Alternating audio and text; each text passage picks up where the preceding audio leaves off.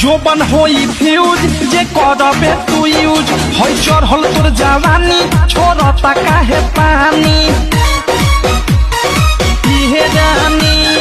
जोबन होई फ्यूज जे करबे तू यूज होई चढ़ल तोर जवानी छोड़ता काहे पानी लौकी तो बनी न्यूज जदी उठी से तार लौकी तो बनी न्यूज जदी उठी से तार होई तोर दोनों इंडिकेटर होई तोर दोनों इंडिकेटर तेरे दोनों इंडिकेटर हाय रे दो इंडिकेटर